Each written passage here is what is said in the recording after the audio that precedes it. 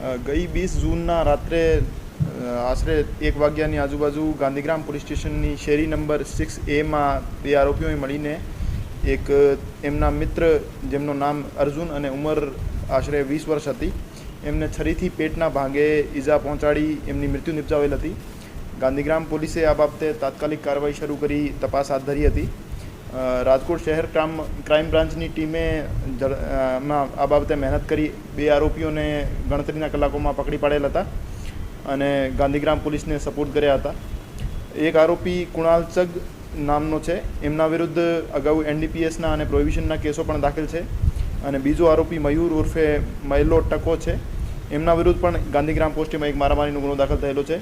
બંને આરોપીઓને હસ્તગત કરી ગાંધીગ્રામ પોલીસે આ બાબતે તપાસ હાથ ધરી છે.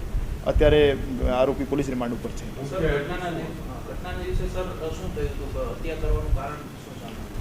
એમના એક નશા કરવાની ટેવ હતી મરણ જનારને, તો મરણ જનારને આ બાબતે આરોપીઓએ કીધું હતું કે મારા મિત્રોને ખોટી ટેવ ન ચડાવતો, એમને નશાની આદત ના પાડતો.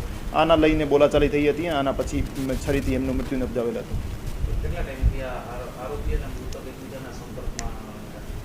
આરોપી અને મૃતક બચપનના મિત્રો હતા. અત્યારે આ બાબતે તપાસ હાથ ધરવામાં આવી છે. આ બાબતે અગર જરૂર પડી તો કેસો પણ કરવામાં આવશે.